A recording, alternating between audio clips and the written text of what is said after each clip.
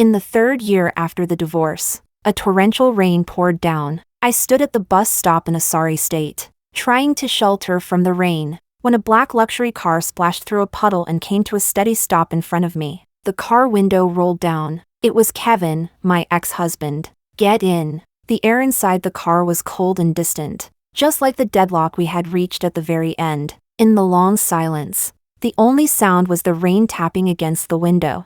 Then he suddenly spoke. "It's been 3 years. I still can't figure it out. Back then, when you cheated, why did it have to be him?"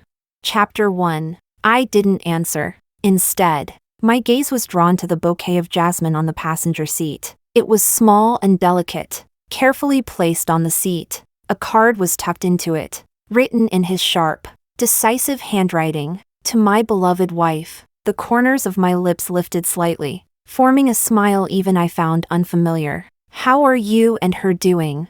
He clearly hadn't expected that question. He paused for a moment. "Fine." After another brief pause, he added, "She's 5 months pregnant. Congratulations." My voice was calm, utterly devoid of emotion. The car stopped at the entrance of the alley where I lived. The narrow passage couldn't even accommodate the luxury car. Uneven ground held murky puddles. The walls on both sides were mottled and peeling, and overhead hung a tangle of messy wires. Kevin rolled down the window and frowned tightly at the sight. "You live in a place like this? There isn't even a proper streetlight. I'll walk you in." "Before I married you."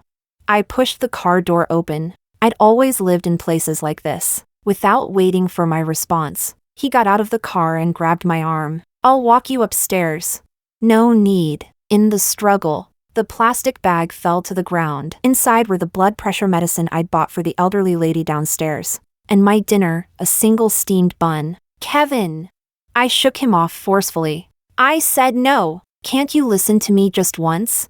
He didn't get angry. Instead, he bent down, picked up the plastic bag, and carefully wiped it with a tissue. "Rita," his voice was gentle. "See? Without me, you can't even manage a proper meal." He reached out to brush aside my wet bangs. I stepped back sharply, my sleeve pulled up, exposing the grotesque old scars on my arm. He froze for a moment, said nothing. Then he got back into the car, the engine roaring as he drove away. I turned, about to head upstairs, when someone suddenly bounced out from the side. It was Alice, the granddaughter of Rebecca, the elderly lady who lived downstairs. She took the medicine I'd bought for Rebecca, her face brimming with barely contained excitement and curiosity. "Rita, that man just now, that was Professor Kevin, right?" "Kevin, our university professor. Oh my God, you actually know him."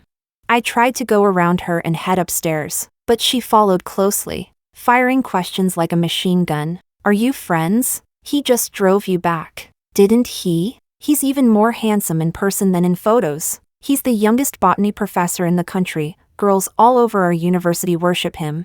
I reached my door, took out my keys, and silently inserted one into the lock, lost in her own thoughts. Alice's tone carried a hint of indignation. "But the professor is actually so pitiful. We've all heard about it. His ex-wife was absolutely shameless. She cheated on him during the most critical phase of his project, ran off with some random guy, and hurt him so badly he almost collapsed completely. Everyone says women like that are fickle and cheap, totally unworthy of him." The key turned in the lock with a soft click, but justice was done in the end. "His current wife is Virginia, a teacher at our university. She's already pregnant, beautiful and gentle. Truly a perfect match." Alice leaned in closer, her voice filled with a conspiratorial curiosity. "Rita, since you know the professor, have you ever seen his ex-wife? Was she especially beautiful? Otherwise, how could she have fooled him back then?" I pushed the door open, then I slowly turned around, calmly meeting Alice's curiosity-filled eyes. "I've seen her. I'm that cheating, shameless ex-wife." All expression drained from Alice's face in an instant. She froze where she stood. Chapter 2. After going back inside, I quickly cooked some instant noodles. Alice rested her chin in her hands, her round eyes fixed on me. Being stared at like that made me uncomfortable, so I put down my chopsticks and began to tell her my story with him. 10 years ago, during the rainy season in southern Yunnan, The damp air was so thick you could wring water out of it. He was a botanical prodigy from the capital. I was the daughter of a local guide. Wearing a clean, crisp white shirt, he squatted by a cliff face, photographing and sketching an unremarkable parasitic orchid, studying it for ages. I was mischievous back then and deliberately kicked him in the backside. But when he turned around and our eyes met, my face instantly flushed red. He said I was the only pure white in all that green. His Jasmine, Rita, there's the spirit of the entire rainforest in your eyes. He taught me Latin names, told me the origins of every plant. After the field research ended,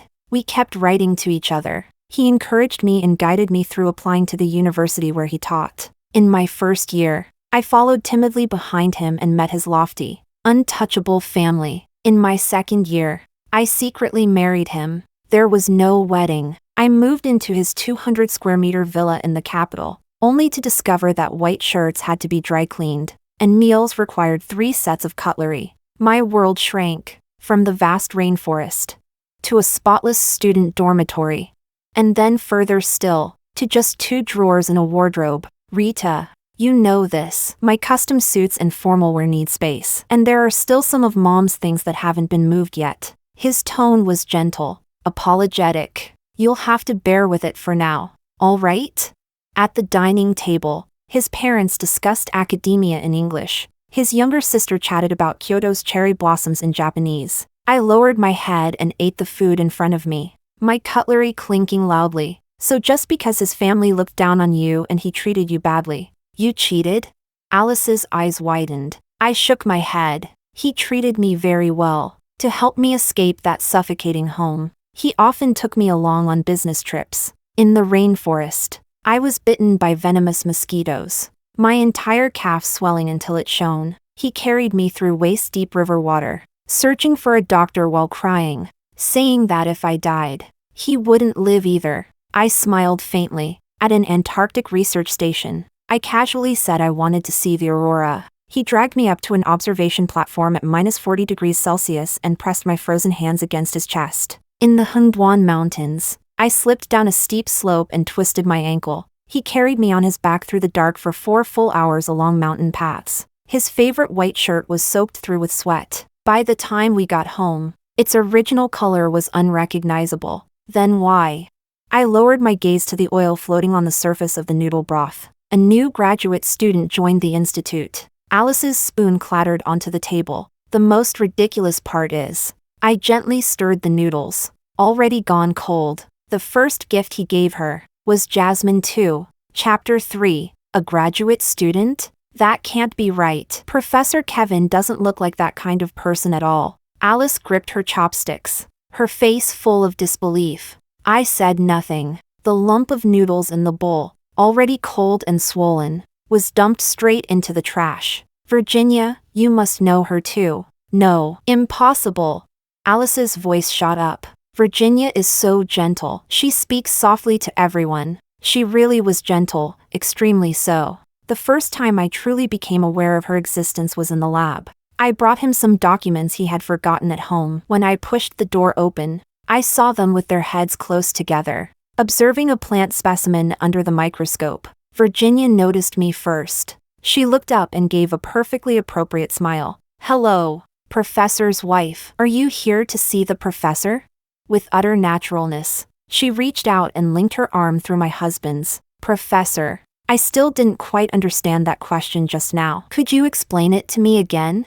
He smiled, utterly familiar, and patted the back of her hand. Later, I saw photos from his academic conferences. She was jumping up, smiling as she hugged him. In public lab photos, he stood behind her, almost wrapping her in his arms, guiding her hands as he taught her to dissect a delicate plant. Each discovery was like a tiny needle piercing my heart. Not fatal, but a dense, relentless ache. I grew increasingly unable to control my emotions. When I confronted Kevin, he didn't explain. He only looked at me with concern and then took me to see a psychiatrist. Anxiety disorder. From then on, he had a perfectly legitimate reason to urge me to take medication, white pills, yellow pills, handfuls at a time. He stroked my head, his tone soothing, as if calming a petulant child. You're just too idle, too much pressure. So you start imagining things. Find something you like to do.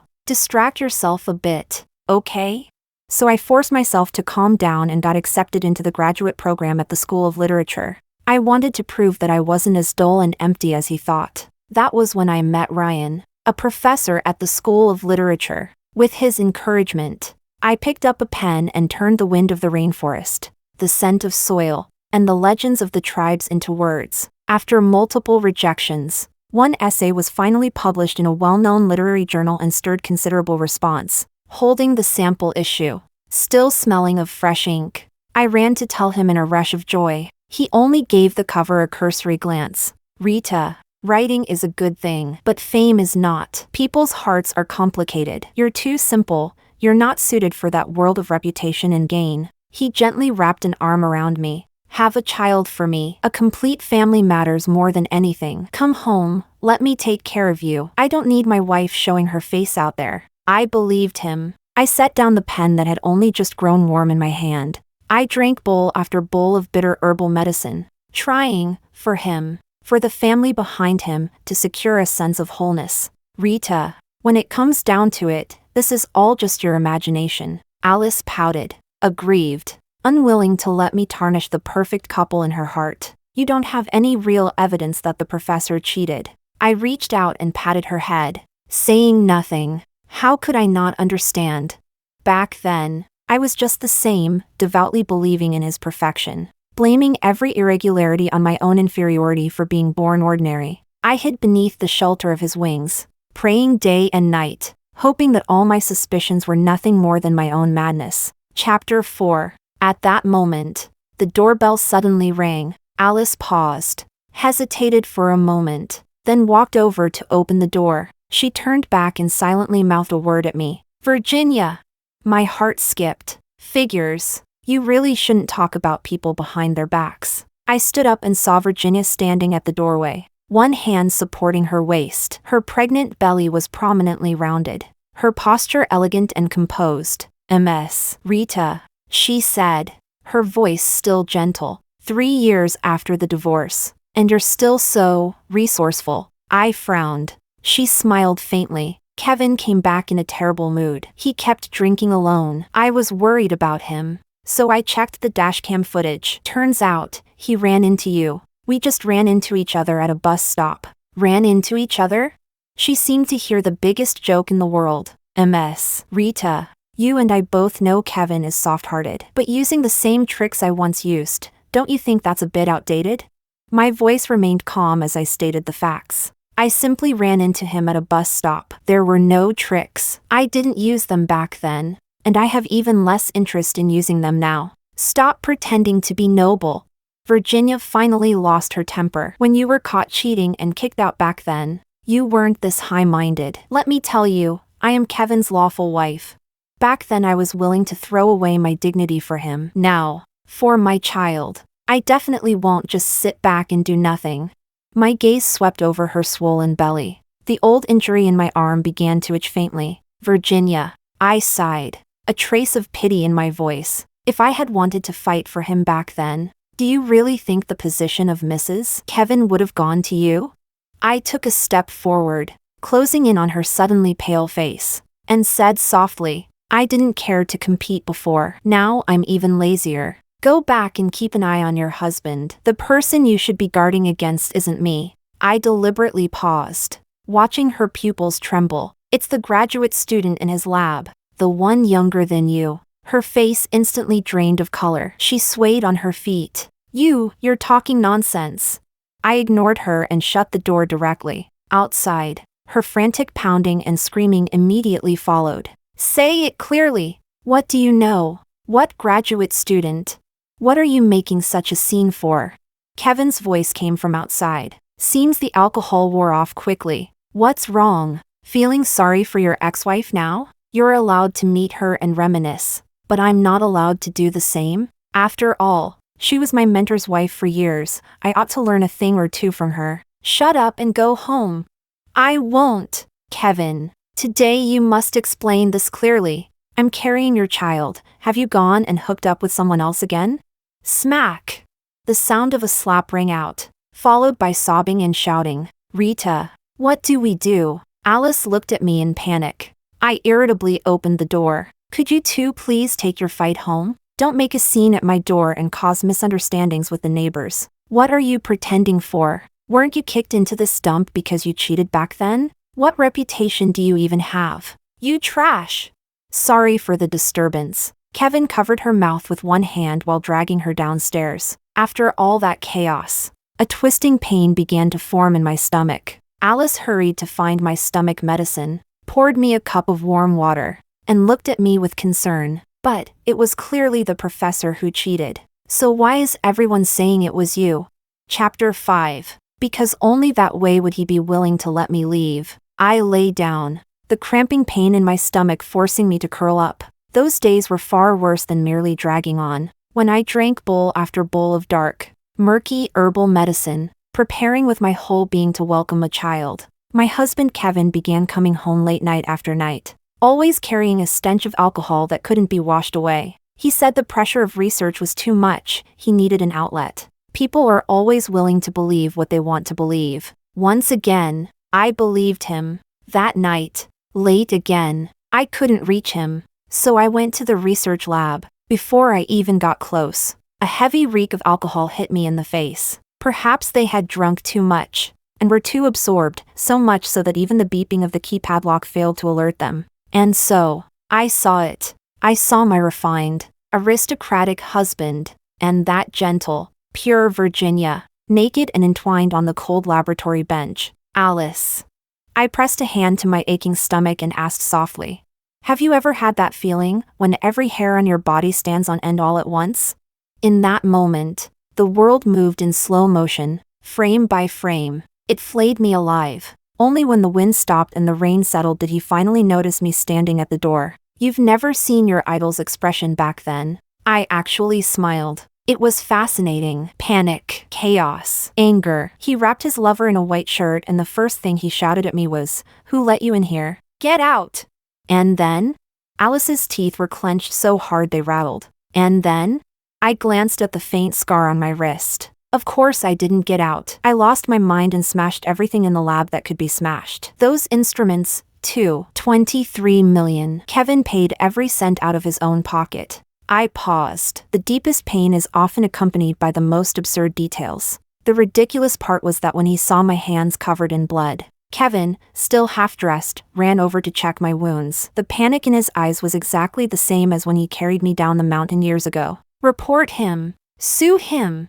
Alice was shaking with rage. I did. Only exhaustion remained in my voice. The university leadership came in person, spoke earnestly and at length. They said that one mistake shouldn't ruin a genius's future, shouldn't ruin the school's reputation. And so, a painless, perfunctory punishment became the fig leaf covering up that betrayal. Then divorce him. Make him leave with nothing. I wiped the tears from the corner of my eye and shook my head. Children of powerful families aren't allowed scandals. His bright future mattered far more than I ever did. Chapter 6. I never imagined that once the fig leaf was torn away, everyone would turn their guns on me. My mother-in-law slammed her teacup down heavily. "So it turns out you really are someone raised in the countryside, no sense of propriety at all." My sister-in-law scrolled through her phone and let out a light laugh. Sister-in-law. A talented woman like Miss Virginia is the one who truly has something in common with my brother. Why don't you just stay put and live comfortably as a rich wife? The most painful blow came from Kevin. "Rita, forgive me." To me, no matter how rare a specimen is, it can never compare to a newly sprouted seedling. Alice was so angry she stamped her feet. "What? Kevin actually said that? Bah! That cheating scumbag! Dressing up infidelity in such elegant words, he's nothing but a beast in human clothing." At that moment, I didn't even feel angry. It was as if I'd been pressed into icy water. Even my heartbeat slowed. "Rita, your eyes carry the spirit of an entire rainforest." That was how he once praised me. And yet, how did I become a lifeless specimen? And Virginia, she was the vibrant seedling? That night, when he knelt before me to repent, I slapped myself across the face and begged him to let me go. I was reaching above my station to marry into your family. I didn't understand the rules of an old scholarly household like yours. I deserve this. I begged him for a divorce. I begged him to let me return to southern Yunnan. The warmth of his fingertips still lingered on my cheek. Yet his words froze my heart completely. Don't make a fuss, Rita. Kevin wiped away my tears. His voice as gentle as it had been on countless nights before. You will always be my Jasmine. Because of that one sentence. I willingly stayed inside the prison he built for 3 years. I simply looked at him quietly, then pushed the divorce agreement I had prepared for an entire week in front of him. The tenderness on his face froze instantly. What's this? His lips still held a smile, but his eyes had already turned cold. You can see it, a divorce agreement. He stared at me for a few seconds, picked it up, tore it in half, then tore it again, until it became a pile of scraps. Rita, this between us can never end, he said, tossing the pieces to the floor. Unless I agree. I had expected this. Kevin had always been someone with an extreme need for control. From the day we married, my life slowly became exactly what he liked. Then I'll see you in court. I turned to leave. He let out a soft chuckle. I forgot to tell you, my cousin opened a law firm last month, specializing in divorce cases. I've already consulted him. He paused deliberately and walked up to me. In situations like ours, separated for less than 2 years, the court basically won't grant a divorce. My heart sank. 2 years. More than 700 days and nights. I couldn't wait even one more day. Oh, and one more thing. He added lightly. He's the best divorce lawyer in Jiangqing. Never lost a case. At that moment, I knew the normal route was impossible. The next day, I dragged my suitcase to the airport. On the 3rd day, once I boarded that flight south, I could finally escape, at least for a while. But right at the security checkpoint, a familiar hand pressed down on my suitcase. Sister-in-law, leaving in such a hurry, where are you going? I looked up and met the half-smiling face of the captain, Kevin's closest friend. Kevin said you haven't been very emotionally stable lately. He asked me to keep an eye on you. He said casually, taking my luggage. Come on, I'll take you home. When I got back, Kevin was already sitting on the living room sofa, as if he had known everything all along. Had enough? His tone was calm as he poured a glass of water and pushed it toward me. The outside world is complicated. Rita, you can't handle it. Looking at his eyes, always confident of victory, I suddenly understood. I couldn't escape, unless he let go. I couldn't escape, so I went all out and caused a huge scene in his office. I'm sick of your control. Sick of living inside the circle you drew. My voice was hoarse, almost a roar. I'm not your Jasmine, I'm a person.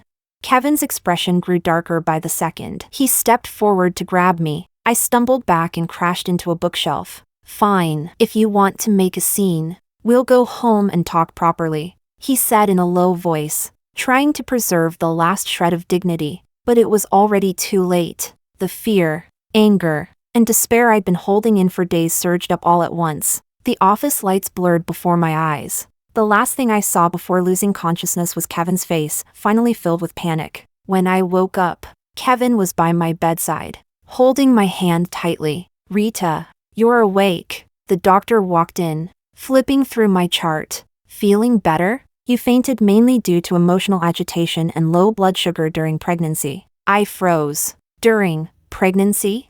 Yes. The doctor smiled. You're 2 months pregnant. Congratulations. Kevin's grip tightened. A complicated light flickered in his eyes. Joy, possession, and a trace of triumphant satisfaction. I looked at him, then down at my still flat abdomen, and suddenly laughed. So this was it. The cage I had fought so desperately to escape had just been sealed with its strongest lock. I couldn't hurt a new life because of his wrongdoing. He promised me that Virginia had been expelled from the university and personally cooked nourishing soups for my pregnancy. I picked up my pen again, wrote article after article, discussed revisions with Ryan, and saw them published. I felt like I was alive again, in front of words. I wasn't the wild girl from the mountains. Not a decorative vase unfit for the stage. So, you cheated with your literature professor? Alice asked cautiously, then hurriedly waved her hands. Rita, don't get me wrong, I support you cheating. I support it with both hands. I smiled faintly. Ryan is a good person. He understood my pain before he and his boyfriend went abroad. He helped me put on a little act. Huh? Before Alice could finish being shocked, there came another knock. Bang, bang, bang. I struggled to get up, but Alice pressed me back down. Sis, rest here. I'll see who it is. She rushed to the door, opened a crack, and shouted outside. You again? Aren't you tired of this? Who are you to her? I heard Kevin's voice. Who I am is none of your business. If you've got something to say it to me. She's in pain because your wife upset her. She can't even get out of bed. Her stomach hurts? Let me see. He forced his way in, face full of worry, dressed in his refined suit. He sat awkwardly on the small sofa and placed his hand on my stomach. Your gastritis is acting up again, isn't it? I told you, when you're alone you don't eat properly. Living on steamed buns and instant noodles all day. Do you want to die? He was furious in the most absurd way. When the one who had nearly taken half my life away had always been him. Chapter 7. I knocked his hand away. What are you doing here again? I have nothing to do with you anymore. This is trespassing. Rita! I just wanted to see whether she hurt you when she caused that scene. No, you can leave. Rita. He looked at me earnestly, then closed the living room door, cutting off Alice's furious glare outside. Rita. I regret it. I regretted it long ago. The moment I signed the divorce papers. I regretted it. His face was as lifeless as still water. Do you think today was really a coincidence? That bouquet of jasmine, don't you know who it was for? I've already mapped out your entire routine. I know exactly what you've been doing in these 3 years after leaving me. I had no choice back then. You made such a huge scene, it was all over the city. The whole world knew that Kevin had been cuckolded by you. I didn't want a divorce. I didn't. I had no choice. He collapsed onto me, crying hysterically. All I felt was a wave of nausea. I pushed him away and vomited. He cupped the sour vomit with both hands, as practiced and familiar as when he had taken care of me after my miscarriage back then. Get out! Get out! I weakly shoved him. I had no choice. My family background forced me to stay above everyone else. Forced me to save face at all costs. Forced me to marry a woman with high education and a good family. But she's not you. Her child. I don't even like it. Rita. Our child. You don't know. I dream about her every single night. He roared in collapse, and I froze in shock. I had known him for 10 years. He had never lost control like this, not even when I caught him cheating. Even then, he still cared more about saving face than he did now. Bang! The door was kicked open by Alice. She rushed over and dragged Kevin away from me, breaking his grip. You piece of trash! I've recorded everything. If you dare harass my sister again, I'll post it on the university forum. I'll ruin you. She waved her phone wildly, trying to protect me. I was so moved I nearly cried. This girl, just a few hours ago, had still been calling me a shameless woman. Get out already! I'm telling you, this isn't the age where you can cover the sky with one hand anymore. I'll post your dirty business on Douyin and you'll be finished. Got it? Scumbag! Alice cursed nonstop as she drove him away. He froze for a moment. You're a graduate student at Jiangxing University, right? Professor Mario's student? So what if I am? No matter what, I'm still a professor at the university. I hope you'll show me some respect. You don't know the full story. Please don't publish attacks against me. I have the right to sue you. He tried that tactic again and managed to intimidate Alice. I pulled her behind me. Kevin, what exactly do you want here? You have a happy family now, a successful career. What more are you dissatisfied with? Rita, I've endured it for 3 years. I don't want to endure it anymore. If you're willing to accept me again, I don't care about rumors or gossip. I'll divorce her. My wife can only be you. Virginia was just a mistake in my life. Mistakes can be corrected. Faced with Kevin's hysterics, I let out a cold laugh. You really disgust me. I don't remember how Alice finally chased him away. I only remember that my heart hurt and my stomach hurt too. How could I ever have loved someone so heartless? My child, my 6-month-old child, had already grown tiny hands and feet, yet was induced and taken out. I clutched my lower abdomen and sobbed uncontrollably. Back then, Virginia had pretended to be my classmate and entered my home, flinging photos at me one by one. These photos were all taken of him and me after you got pregnant. On the bed, on the sofa, in front of the mirror. Mrs. Rita, your husband loves me to death. Some people's repentance is merely preparation for an even more brutal betrayal next time. Chapter 8. Virginia would never have imagined that she, too, would have to go through my pain. Kevin forced her to abort the baby and get a divorce. Virginia, you already owe Rita and me a child. Virginia was clearly no pushover either. She struck back by posting a 96-page PPT on a forum, from bed photos during her graduate school years all the way up to the night before her wedding. The timeline was as rigorous and precise as an academic paper. He's been suspended and is under investigation now. Alice excitedly reported the latest developments. Virginia was vicious, but vicious in a straightforward way, and highly effective in combat. But I knew Kevin well. He was never as gentle and harmless as he appeared. Never someone who would just let others carve him up. Virginia came to my place to make a scene several times, kicking the door, pounding on it, demanding that I come out. Every time. It only took a few minutes before Kevin appeared right on schedule and dragged her away roughly. I began to suspect he had someone watching me. He himself was no better. Like a dog in heat, every night he came to my door to confess his love, repent, cry bitterly, begging me to see him just once. I was completely fed up. Before moving out, I opened the door and warned him, Rita, tell me what I should do, what I have to do, for you to love me again? Love you? I sneered. Sure, go back to before anything ever happened. Go back to before Virginia existed. I slammed the door shut and moved out under the cover of night. The new place I rented was in the most secure residential complex in central Beijing. The rent was $30,000 a month, all just to stay away from him. Alice wandered around the apartment, clicking her tongue in amazement. Rita, since when are you this rich? If you're this rich, why did you even live in that old place with us?